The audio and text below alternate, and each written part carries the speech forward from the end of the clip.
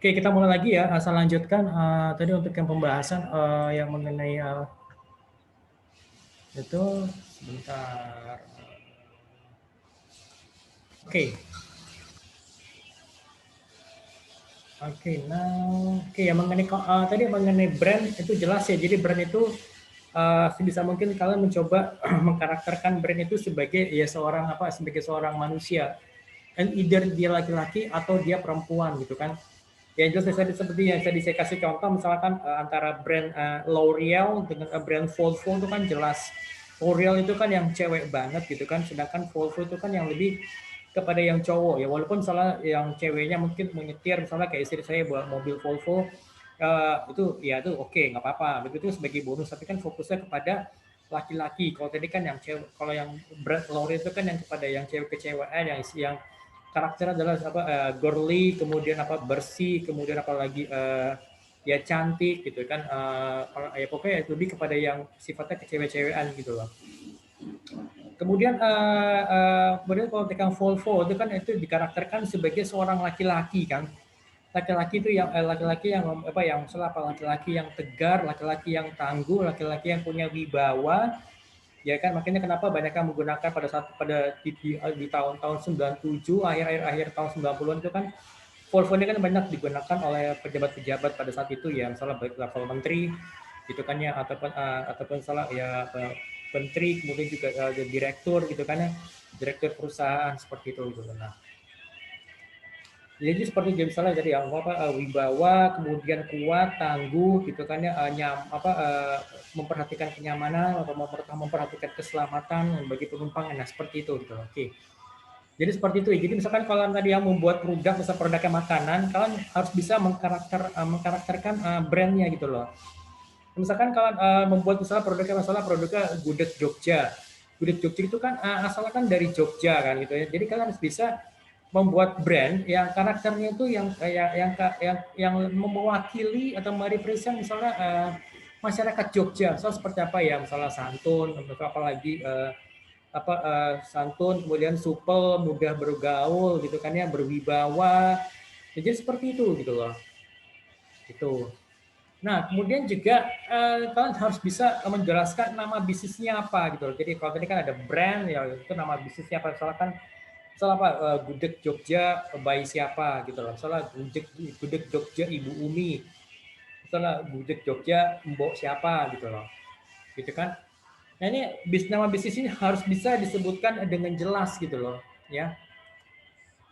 Jadi baik penamaannya dibuat sesimpel mungkin, ya kan?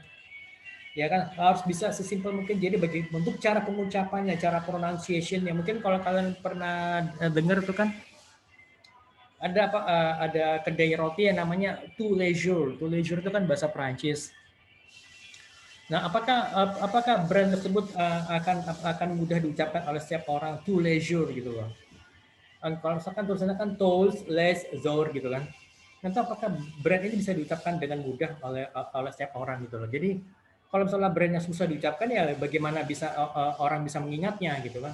Paling hanya bilang oh tuh loh kedai roti yang namanya pakai nama bahasa asing ya apa, nah mungkin di bahasa asing juga lupa. Kalau apalagi misalnya orang kan nggak ngerti ini leisure itu bahasa bahasa asing dari mana gitu kan, atau mungkin dia bilang atau mungkin dia asal bilang oh yang dari Spanyol gitu, ternyata kan beda gitu. Oke, kemudian juga alamat kontak numbernya, paling enggak ya ada sosial media apa namanya sosial medianya, baik itu di Instagram, Facebook atau mungkin YouTube gitu loh. Atau mungkin kalaupun alamat juga dicantumkan gitu loh. Ya kan kalau kalian lihat kemarin cuplikan filmnya apa yang saya ceritakan ke kalian itu yang Apple Apple berapa yang Steve Jobs itu. Jadi kan di awal itu kan Steve Jobs itu kan membuat usaha itu kan di garasi, di garasi rumah gitu. Jadi dia menuliskan alamatnya itu kan alamat rumahnya kan. Kemudian ada datang investor. Investornya dia mau menanamkan modalnya di perusahaan yang Steve Jobs dirikan ini. Nah, investor itu bingung. Bingung apa? Karena dia datang ke daerah perumahan gitu, ke daerah perumahan gitu. Dia pikir alamat itu merupakan alamat daerah perkantoran, itu ternyata ditandanya adalah alamat rumah gitu loh. Nah, jadi singkat kata ya si investor bisa ketemu dengan Steve Jobs gitu ya. Kemudian dibawa masuk ke dalam rumahnya, ngobrol-ngobrol, Steve Jobs bisa meyakinkan kepada investor bahwa usahanya ini layak untuk didanai gitu kan. Akhirnya ya singkat cerita Steve Jobs itu bisa meyakinkan, kemudian juga usahanya berhasil dan kita bisa melihat loh Apple Computer itu seperti yang sekarang ini gitu loh. Gitu. Oke, sampai sini ada yang ditanyakan untuk ininya format bisnis plan-nya. Oke, kemudian yang pertama tuh bab satu tuh overview. Overview itu berisi gambaran yang singkat mengenai bisnis yang bisnisnya kalian ini gitu loh. Itu baik dari background-nya. Jadi kenapa apa sih alasan kalian misalnya memilih bisnis makanan gitu loh. Ya. Itu harus bisa dijelaskan gitu loh alasannya kenapa. Karena itu akan dibaca oleh investor. Jadi investor tahu apa sih alasan yang kuat, apa sih alasan yang mendasari kalian tuh masuk ke bisnis kuliner. Kuliner masalah apa? Kuliner seafood gitu loh. Atau mungkin kuliner tradisional. Kenapa? Kenapa kamu milihnya kuliner tradisional misalnya dari daerah mana? Misalnya daerah Semarang gitu. Itu kan misalnya apa? Misalnya kayak lumpia gitu loh. Kenapa kamu milihnya bisnisnya lumpia gitu loh? Ya misalnya ini sebagai hidangan snack yang snack tradisional yang sehat yang berasal dari Semarang gitu. Ya misalnya kalian mencoba untuk masuk ke segmen hidangan atau hidangan snack yang sehat misalnya bagi keluarga gitu loh, baik mungkin di pagi hari atau mungkin di sore hari gitu kan. Gitu. Oke. Itu kan harus bisa jelaskan. Jadi ini berbeda dengan kalau misalkan pada saat misalnya di awal-awal belum misalnya kakek nenek kita gitu ya, atau mungkin orang tua kita memulai usaha itu karena hanya satu hal, jadi karena keterpaksaan, bukan karena mereka melihat adanya kesempatan atau peluang di situ. Tapi kalau di sini saat ini saya minta benar-benar kalian untuk bisa melihat adanya peluang gitu loh. Kalaupun misalkan kalian melanjutkan usaha orang tua, misalnya orang tua itu sebelumnya udah punya misalnya usaha kuliner cateringnya, jadi kalian lanjutkan, tapi di situ kalian juga harus punya harus punya visi yang jelas gitu loh. Usahanya ini mau dibawa kemana gitu, jadi jangan sampai nanti usahanya sudah dirintis oleh orang tua kalian, oleh misalnya ayah kalian atau ibu kalian atau bahkan berdua, ya kan, itu sudah dirintis kemudian nanti akhirnya malah drop di tangan kalian, kan sayang banget gitu kan. Nah, itu oke. Nah, jadi visinya itu harus jelas. Visinya apa? Cita-citanya apa sih dalam waktu jangka panjang, misalnya katakanlah 10 sampai dengan 20 tahun yang akan datang, itu mau apa gitu loh. Gue mau bawa usaha ini mau kemana gitu loh. Misalnya kalau yang tadi perusahaan catering, ini mau jadi perusahaan catering seperti apa gitu loh. Catering yang mau melayani kemana aja gitu kan. Hanya segmen retail, misalnya segmen itu misalnya ya ada segmen yang misalnya hanya sekedar segmen sekolahan saja gitu kan ya, atau mau sampai kepada segmen bisnis gitu loh. Segmen bisnis itu sampai misalkan kepada ya sampai kita misalnya kerjasama misalnya dengan IO gitu, kita bisa masuk kepada segmennya misalnya untuk yang wedding organizer, atau mungkin kepada acara-acara misalnya seminar atau acara yang lainnya gitu loh. Ya kalaupun misalnya saat ini memang kita lagi situasi pandemi, paling tidak mimpi gue ke depan itu harus jelas gitu. Kalau ini kan sifatnya adalah kan karena sifatnya benar-benar di luar dugaan kalau bahwa terjadi pandemi seperti ini, kan nggak ada yang bisa mengira seperti ini gitu loh. Akan terjadi seperti ini sampai kita harus kuliah di rumah, kita harus kuliah online seperti ini, itu kan sebenarnya kan sifatnya di luar dugaan gitu. Kita nggak ada mengira bahwa di tahun 2020 itu akan terjadi pagebluk, kalau bahasa Jawa pagebluk ya, atau pandemi yang wabahnya sampai mau makan korban yang cukup banyak gitu loh.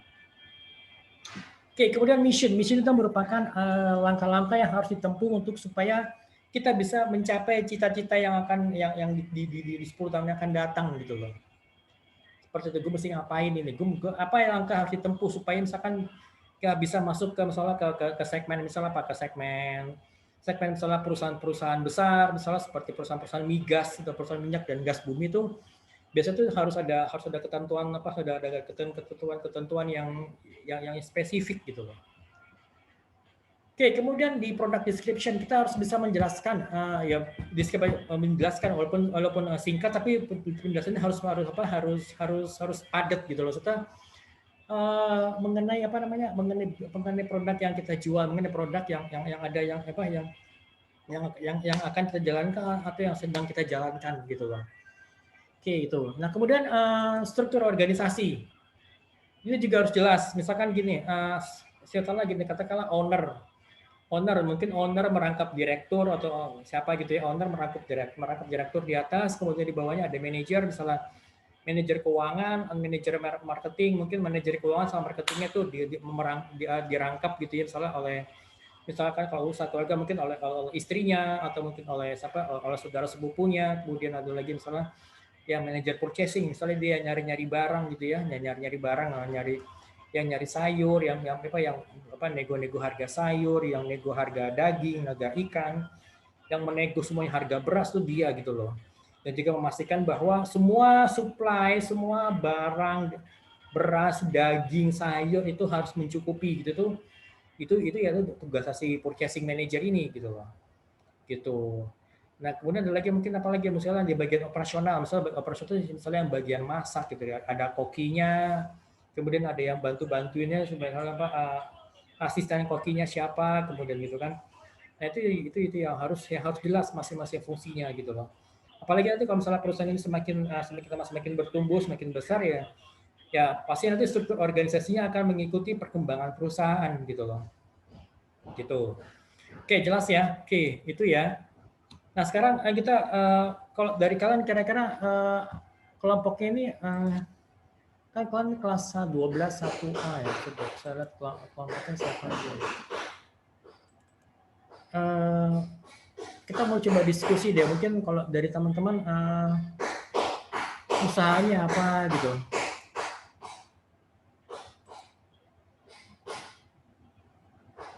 Coba saya cek dulu ya.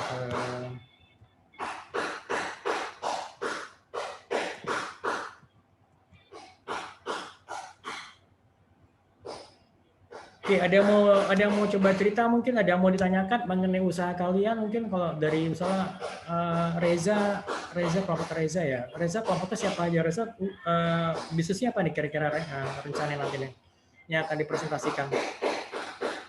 Di unmute aja nggak apa-apa, Reza. Silakan. Reza. Silakan kalau ada yang mau didiskusikan monggo, jangan sungkan. Karena ini terus terang ya, hari ini saya tadi baru aja komunikasi dengan teman saya, karena saya lagi coba untuk mengendorse usahanya dia. Jadi ini sebenarnya sudah dari beberapa hari yang lalu saya coba komunikasi dengan salah satu orang dekatnya Sandiaga Uno supaya saya bisa endorse produknya teman saya. Jadi teman saya itu sebelumnya kerja di Pizza Hut atau kantor rumah saya. Kalau dia di restoran, dia sebagai restoran manager. Saya di kantor pusat saya menangani untuk divisi marketing waktu itu.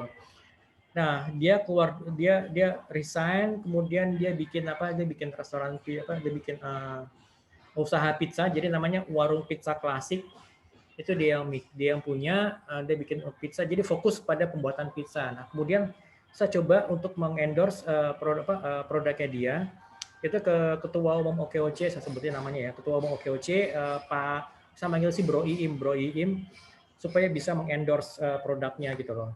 Pagi ini produknya sudah dikirim, saya lagi nunggu hasil dari hasil endorse-nya Bro Iim seperti apa gitu loh. Karena saya lagi mencoba bagaimana kalau misalkan dia membandingkan antara pizzanya teman saya dengan pizzanya dia, dibandingkan pizza yang dari restoran besar, seberapa dekatnya atau seberapa persisnya atau seberapa miripnya gitu, baik dari penampilan maupun rasa. Makanya saya sebenarnya pengen dari kalian itu kalau ada usaha yang bisa saya bantu endorse, saya bantu endorse gitu loh. Tapi dengan catatan bahwa usahanya ini ada yang unik dari usaha kalian gitu loh. Ada yang unik dan kalian persisten. Jadi persistennya itu ya kalian serius menjalankan usahanya, itu yang akan saya bantu endorse gitu loh. Gitu. Jadi nggak usah nunggu dari, ya sorry tuh saya nggak usah nunggu dari kampus gitu loh. Jadi Ya selesai mata kuliah ini ya ini bisa menjadi mungkin jadi menjadi batu loncatan atau batu pijakan buat kalian di masa yang akan datang gitu loh. Jadi kayak di kelas lain itu saya ada nemuin ada dua kelompok gitu loh. Ada dua kelompok yang itu usaha emang usaha yang sudah mulai 3 bulan dan ada usaha yang baru mulai pada saat mata kuliah entrepreneur ini gitu loh. Ini rencananya mau saya coba endorse dua-duanya. Jadi sama coba bawa produk ini ke ketua umum OKOC, mohon dibantu di endorse. Kemudian juga kalaupun misalnya mungkin ada dari sisi perbaikannya, mungkin dari segi penampilan ataupun rasa itu yang kita tunggu dari beliau gitu loh. Jadi semua seperti itu gitu loh. Jadi itu kan juga nanti saya bisa saya juga bisa ngomong sama ketua BEC-nya, ketua BSC Entrepreneur Center-nya. Hey man, ini produk mahasiswa gue ini sudah di-endorse oleh ketua OKOC loh, dan hasilnya seperti ini gitu loh. Ya terus saya mau seperti itu gitu loh. Saya lagi coba gali dari setiap kelas ada nggak nih gitu loh. Itu yang sebenarnya saya tunggu. Kalau buat saya sih gampang kok. Misalkan kalau produknya itu misalnya udah bagus, dia udah bagus bahkan sampai di endorse, itu saya nggak ragu-ragu untuk kasih nilai 100 gitu loh. Nilai 100 untuk UAS dan juga nilai 100 untuk tugas gitu loh. Udah saya merem gitu loh, walaupun soal tugasnya nggak lengkap, tugasnya masih belum dikumpulin. Ya udah, gue merem aja, udah nggak apa-apa. Gue kasih full nilai semuanya 100 gitu loh. Itu yang sebenarnya yang saya tunggu ya dari minggu yang lalu gitu loh. Ada nggak ya, please gitu loh. Ada dong gitu loh. Saya yakin kalian semua kan sudah dewasa gitu loh. Kalian punya pilihan gitu loh. Kalian itu bisa berpikir kreatif gitu loh. Kira-kira kalau gue mau usaha tuh usaha apa sih gitu loh.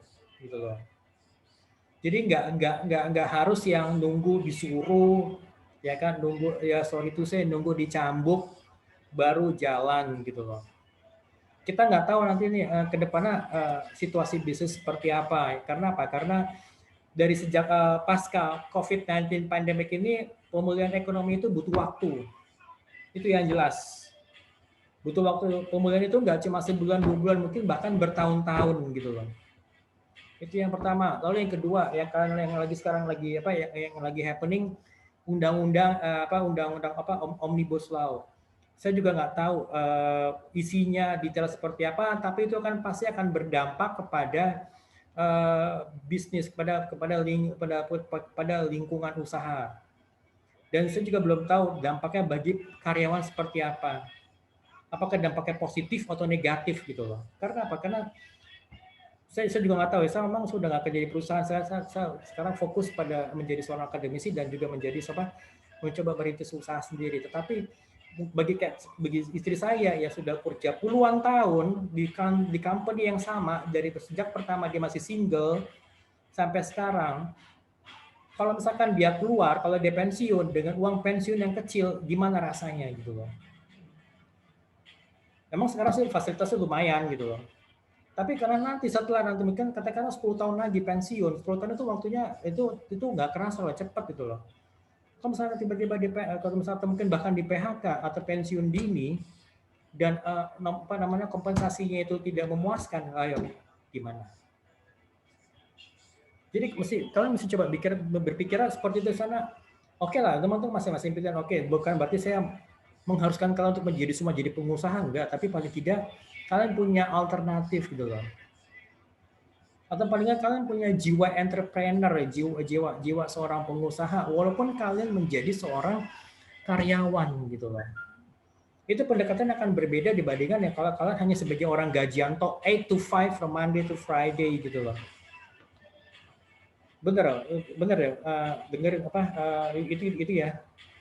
Bahkan juga terkadang mungkin kalau saya saking kreatifnya atau saking gimananya, terkadang bos juga mungkin nggak betah dengan saya gitu loh. Akhirnya sempat ya berapa kali saya clash, yaudah akhirnya saya cabut, saya keluar gitu loh. Oke, gimana teman-teman, kira-kira ada yang usahanya apa? Kalau usahanya saya bahkan di kelas ada yang bilang, Pak, saya jadi dropshipper. Dropshipper itu bukan usaha ya. Dropshipper itu cuma jadi kayak apa namanya? Ya sorry teh, itu hanya menjadi seorang makelar gitu loh. Jadi lo misalnya barang ada di tempat lain, lo yang masarin, oke, lo dapat orderan, berarti nanti dari owner si barang yang akan ngirim langsung ke konsumen gitu kan. Nanti hitung-hitungan nanti di belakang nanti antara dropshipper, antara kalian jadi dropshipper dengan orang yang punya barang gitu loh. Gitu kan. Gitu loh. Jadi paling nggak kalau misalkan kalian ada proses kreativitas yang kalian lakukan, itu akan menjadi edit value buat kalian gitu loh. Ya kan, bayangkan seperti yang pernah saya jelasin sebelumnya, ada 260 juta penduduk di Indonesia, dan bayangkan kalau misalkan itu bayangkan kalau 5%-nya itu yang kalau 5% itu yang harus menjadi the real entrepreneur supaya perekonomian kita bisa maju gitu loh. Perekonomian kita bisa maju itu bukan hanya karena perusahaan-perusahaan gede ya, bahasa kayak Sampurna atau yang lainnya, atau mungkin BWM, tapi ada juga itu juga didukung oleh the real entrepreneurs ini gitu loh, yang jumlahnya tuh 5% dari total penduduk Indonesia, katakan 13 juta aja. Kalau sekarang berapa jumlah entrepreneurnya? Kecil kan? Gitu loh. Itu makanya kenapa juga kampus nih dari sejak sudah cukup lama membuat mata kuliah entrepreneurship, kemudian juga membuat badan BSc Entrepreneur Center, karena melihat hal seperti itu gitu loh. Gitu. Oke, saya coba cek kelompok yang kalian kan kelas berapa nih, 12 1A.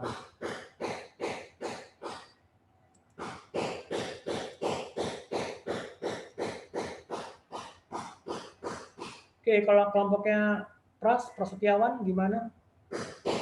Kira-kira usahanya apa, Pras? Usahanya sih yang sedang dirancang atau dibuat itu katanya kargo, Pak. Kargo atau ekspedisi pengiriman itu, Pak. Oke. Nah, kargo ini apa yang membedakan kargo yang kalian desain ini dengan kargo yang lain gitu? Nah, itu dia. Itu harus ada yang membedakan karena sekarang kan banyak perusahaan kargo. Itu yang pertama. Dan juga kargonya ini apakah hanya domestik saja atau juga termasuk domestik and internasional gitu loh jangkauannya. Itu saya tahu ya kalau mengenai kargo. Terus juga barang-barang kalau masalah kalau di bagian itu spesial apa kelebihan atau spesialnya lagi dipikirin sih sebenarnya, soalnya kan udah banyak banget yang ini ya Pak, apa namanya itu banyak banget yang beda-beda gitu itunya setiap perusahaan kargo seperti itu. Betul. Ya, saya sama kelompok saya juga masih memikirkan bagian spesialnya ini. Nah, kau pernah nonton film di Trans TV nggak? Saya lupa judulnya Pak. Jadi ceritanya tuh mengenai kurir itu menggunakan sepeda di New York. Iya. Pernah nonton nggak? Nah, pernah dengar juga sih, pernah lihat. Ya itu, jadi kan kurir sepeda di New York. Jadi tau nggak yang sebenarnya perusahaan kurirnya itu dia nggak punya armada, sama aja kayak sekarang ini kayak Gojek atau GrabFood kan mereka nggak punya armada nggak punya armada motor ataupun bahkan armada mobil pun juga kan bukan milik mereka, karena mereka berpartnership gitu loh.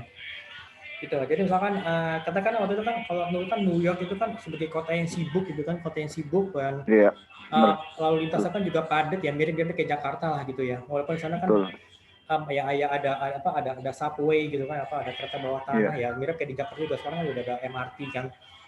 Nah, mereka tuh punya namanya kurir sepeda. Jadi kurir sepeda dia nganterin dokumen gitu ya, oke, dokumennya ini cepet. Katakan misalnya ya mungkin kalian beroperasi di wilayah segitiga emas misalnya di daerah Kuningan, Sudirman, Tamrin aja gitu loh. Jadi misalkan kalian mau ngirim nih dokumen nih, yang dikirim itu dokumen ya, yang dikirim itu sebentar. Tentunya kayak messenger bukan sih Pak? Mirip, makasih Pak. Mirip. Jadi seperti messenger. Jadi gini loh. Ya, mirip. Jadi kayak jadi itu jasanya adalah mengantarkan ya dokumen atau paket ya. Jadi tapi nggak mungkin juga misalkan dia lo naik sepeda yang dibawa misalnya apa yang dibawa dispenser wah ya gede kok ya TV. nggak pas juga kan. Atau bahkan kalau kalian pernah lihat ada yang Iya, itu bahkan biasanya Gojek mobil sih. ada yang bawa misalnya bawa spring bed yang nggak pas juga kasihan gitu kan. Oh iya, itu ada tuh. Nah, tapi yang dibawa itu adalah dokumen gitu. Ya Iya. dokumen misalnya ya dokumen sifatnya classified atau apapun itu mungkin ada levelnya misalnya ya Dokumen atau paket-paket kecil ya, Pak? ya paket atau misalnya kayak buku lah atau paket kecil misalnya Ya. yang beratnya mungkin Mm, under berapa kilogram gitu kan. Nah, iya. itu seperti itu. Ya misalnya yang beratnya di bawah 5 kilogram ya karena tahu sendiri kan ya di atas itu mungkin udah sangat berisiko atau bahkan kalau uang kan nggak mungkin kan kalau uang kan ya simply lo tinggal pergi ke ATM lo transfer selesai kan Iya. nyampe duitnya di Mm. sana. Nah, ini yang diantar adalah paket gitu loh, misalnya paket dokumen gitu loh, misalnya dari Kuningan ke Sudirman ke Tamrin atau bahkan di daerah-daerah sekitar mungkin ya di mana di sekitar Tamrin misalnya Gajah Mada, Juanda sampai ke stasiun kota. Nah, itu kan seperti itu. Jadi yang diantar ya itu menggunakan armada sepeda, apalagi sepeda kan sekarang lagi booming nih. Ya gitu kan. Ya Iya. itu diantar pakai sepeda ya. Mungkin pas sepeda mungkin kalian kalau suka nekat kan ya pas lagi lampu merah ya lo tinggal lewat trotoar aja gitu paling tinggal gitu Iya. kan ya sama aja kayak Iya. motor gitu kan motor kan Iya. kadang kalau Mm. trotoar sepi ya udahlah gue sikat aja depan nggak ada polisi kok ya sama ya kayak saya sama teman saya suka gitu kan teman saya yang bawa Iya. motor udah masuk ke trotoar apa jangan masa kan agak saklek kan lebih lebih kepada aturan kadang saya suka ngeliat salah juga udah lewat trotoar nggak apa-apa kok depan juga masih bisa nggak ada orang yang lewat trotoar ini udah gitu Mm. soal ya saya seperti jadi mungkin idenya aku pengen ide kayak gitu jadi apa kita tuh melihat peluang gitu loh melihat peluang di antara masalah gitu loh masalah ya kayak ada masalah untuk apa yang nganterin apa dokumen delivery kan ya masalah kalau dari kantor satu yang mungkin kalau itu kan jarang-jarang sibuk semua kan nggak mungkin lo hanya spesial misalnya si staffnya ini datang ke sana hanya sekedar nganterin dokumen kan itu butuh waktu dan sedangkan dia punya kerjaan sendiri di kantor gitu loh gitu. Nah itu sih seperti itu sih tapi itu sekedar saran saya aja gitu loh Iya. Iya. gitu. Itu kan jadi ya kelebihannya kalau kalau mungkin sepeda kan ya sepeda itu kan pasti kan dia pertama ya nggak tahu ya saya nggak tahu ya kelebihan apa karena waktu itu mungkin karena pada saat sudah dibuat apakah itu sudah ada Uber di Amerika atau belum saya nggak tahu gitu kan Mm. itu nah terus apa namanya ya seperti itu paling nggak ya pemikirannya gitu jadi ngelihat adanya peluang dia di tengah adanya apa masalah yang dihadapi gitu loh gitu. Nah mungkin gini apakah mungkin bisa pakai mungkin apa pakai speedboat kah gitu atau gimana gitu kan nganterin barangnya Waduh. tapi nggak tahu ini kan kalau ini kan di laut itu kan peraturannya beda tuh kan Iya. tapi ada ya berhubungan dengan apa dengan barang-barang selundupan ya sorry nih ya misalnya gitu kan ataupun barang-barang berbahaya lainnya gitu kan ini kan udah lintas melewati batas Lintas apa pulau. batas lintas pulau bakal lintas apa perbatasan antar negara gitu kan Iya. gitu itu sih kalau menurut saya gitu loh gitu Mm. atau mungkin atau mungkin kayak just tip jasa titipan gitu loh Oh iya iya. Tahu saya. misalkan kalau misalnya gimana kalau misalkan kamu yang mengkoordinir tapi memang sih sekarang lagi apa namanya ya lagi banyak ya apa airlines yang apa penerbangan hampir 98% itu kan nggak tidak ada penerbangan atau ya Iya. misalnya gimana kalau misalnya itu ya kalau itu sih misalnya just tip jadi kalian mencoba mengkoordinir ini ada yang pergi ke luar negeri kah, ada yang pergi ke Singapura, pergi ke Thailand, pergi ke Eropa. Misal tugas kantor. Nah, ada mau nitip nggak nih dari Eropa apa? Ada nitip nggak nih dari Singapura barang apa gitu loh. Nah, lu tinggal lo Oh koordinir iya. aja gitu. itu sih Iya kalau iya. itu sih kalau menurut saya jadi by application gitu. Tapi ya itu ide gila aja kan gitu loh. Gitu. Tinggal dibikinin mock-up-nya aja nanti bagaimana running programnya seperti apa. Itu sih kalau ide saya aja sih. Gitu loh. Gitu gimana? Tapi nggak apa Jadi sih, lagi tapi jalanin aja sih. Jadi kita jalanin dalam artian yaudah nggak apa, coba aja digali kira-kira hal-hal apa sih yang apa yang bisa membedakan antara mungkin kurir apa perusahaan apa jasa kamu itu kargo. dibandingkan yang dengan yang Ya. lain gitu loh. Gitu. Jadi biasanya itu harus sesuai dengan kondisi Indonesia yang kayak gini ya, Pak? Yap. Ya, ya sebaiknya seperti itu. Jadi lebih up to date gitu. Jadi misalkan Lebih up to date ya. iya. Karena sekarang kan kalaupun misalkan orang nggak boleh keluar, tapi kan barang-barang masih tetap bisa keluar masuk kan. Iya. Walaupun juga mungkin apa angka ekspor dan impornya itu kan sekarang turun signifikan gitu loh. Iya, turun banget. Ya kan, nah itu yang biasanya mungkin kita import barang mungkin dari Cina, karena Cina jadi sumber sumber virus COVID-19 Virus apalagi dari Wuhan ya, COVID-19. semua orang pada parno semua kan, waduh barang dari Cina nggak mau gitu. Padahal barangnya nggak ada hubungannya sama virus, misalnya apa barangnya mungkin barang elektronik kan itu nggak, virus kan nggak akan mungkin berkembang di permukaan keyboard, nggak akan mungkin berkembang di atas permukaan masalah PCB gitu, nggak mungkin gitu kan. Bisa udara kok. Nah seperti itu sih gitu loh. Tapi nggak apa-apa, dicoba aja. Ya Coba udah. digali aja. Justru daripada ntar kamu mesti mikir bisnis baru lagi, udah waktunya udah takutnya nggak keburu, udah digali lebih dalam aja kira-kira apa gitu loh. Gitu kalau perlu ya sampai mungkin kalau misalnya ada kenalan apa saudara atau teman mungkin yang kerja di perusahaan freight forwarding, ya coba aja diceritain bisnisnya seperti apa sekarang. Nanti mungkin bisa dapetin apa benang merahnya atau mungkin titik temunya kalau kira-kira yang itunya apa sih gitu loh. Gitu loh. Oke, lanjut aja ya Pras ya, nggak apa-apa kok. Ya Pak. Ya, kasih Pak. Oke, grupnya siapa? Grupnya Maya, Robi, Hiskia, Hairunisa ada ya, masuk nggak? Robi nggak ada Pak. Robi Hairun, lagi itu. Ada Pak. Oke, ngapain itu saya bantu absenin aja kali Robi yang apa sih tenang aja. Oke, Maya atau apa Hairunisa, Nisa gimana apa kira-kira presentasinya mengenai apa produknya atau jasanya, silahkan dijelaskan. Nisa.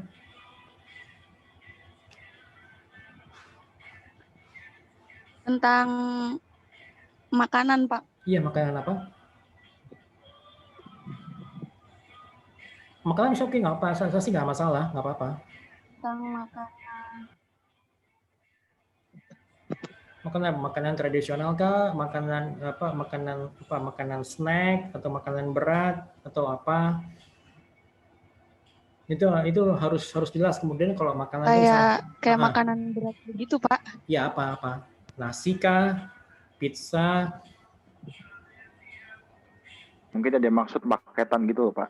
Ayam katsu. Gitu. Oh, ayam katsu. Oke. Ya.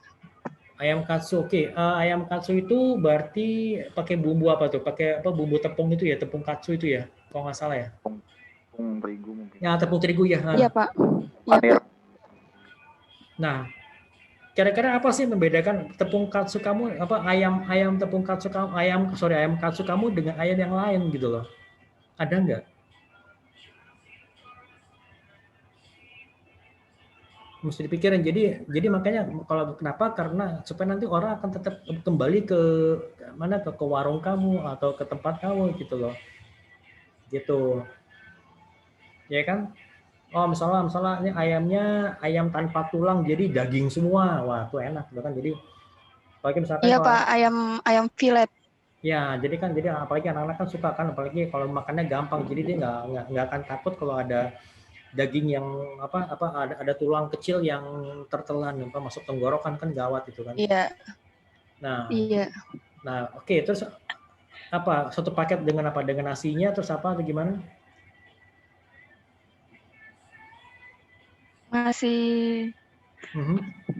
Masih ayamnya sih, Pak. Oke, terus menu yang lain apa lagi? Selain dari ayamnya mungkin ada tambahan apa?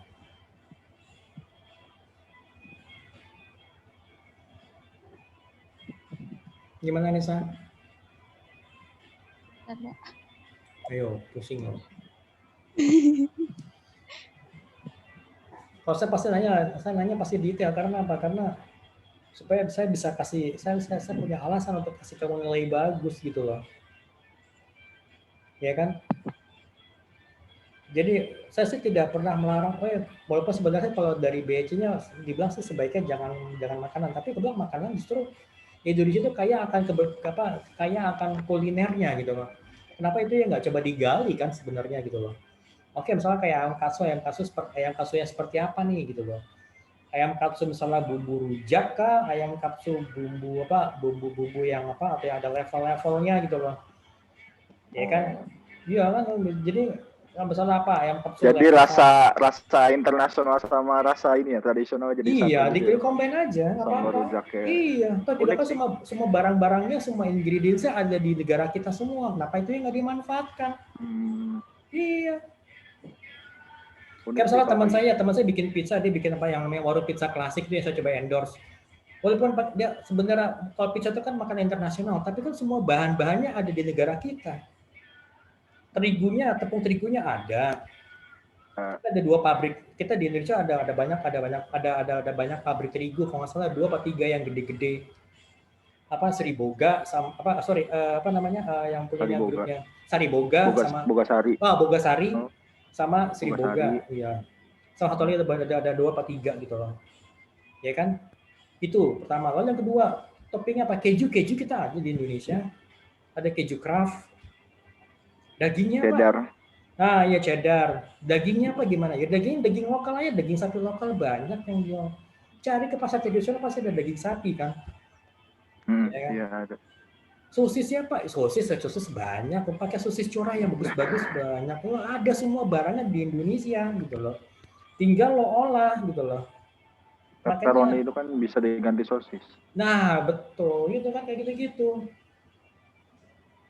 Atau coba bikin variasi yang baru, misalnya pizza, toppingnya pakai daging kambing. Nah, belum pernah ada kan? Waduh. Daging kita tapi dipotongnya tipis-tipis gitu, harus pinter. Oh gitu. Iya. Nah, kayak gitu. Ya, atau mungkin yang kreasi-kreasi baru, misalnya apa, banana pizza. Jadi pizza itu toppingnya banana, toppingnya itu apa, pisang yang digoreng tipis-tipis. Jadi misalnya ya buat cemilan sore hari lah gitu loh, pas lagi lapar jam 3, jam 4 gitu, temennya kopi gitu kan, juga tuh cocok gitu loh. Ada kan variasi seperti itu gitu loh. Jadi makanya sebenarnya di Indonesia itu banyak banget itu Pak, potensi yang bisa digali gitu loh, yang bisa digali dari daerah gitu loh, ya kan? Ya, misalkan empal gentong, gimana cara empal gentong ini bisa sifatnya frozen, jadi pas lagi lo mau makan baru lo angetin, entah lo bisa lo pakai microwave atau lo tinggal panasin aja pakai panci gitu kan, udah seperti itu gitu loh. Sebenarnya kayak misalnya kayak nugget itu, sebenarnya nugget itu kan udah setengah matang kan, dikeluarin goreng, sebenarnya gorengnya juga nggak lama kan, gitu loh. Iya. Atau mungkin juga kayak di luar, bahkan ada lagi yang ekstrim di luar negeri itu, bahkan daging yang slice itu kan yang dijual tuh sebenarnya udah matang, itu cuma tinggal digoreng sebentar, bahkan ada teman saya makan mentah gitu loh, serius. Gitu loh. Oke, ini kita masuk ke sesi kedua nanti ya. Kan ini udah habis waktunya, kita masuk sesi kedua. Nanti kita mulai jam berapa habis sholat zuhur aja kali, jam 12.20 ya, 20 menit ya. Iya Pak. Boleh. Oke. Iya Pak. Sip. Oke. Don't go too far.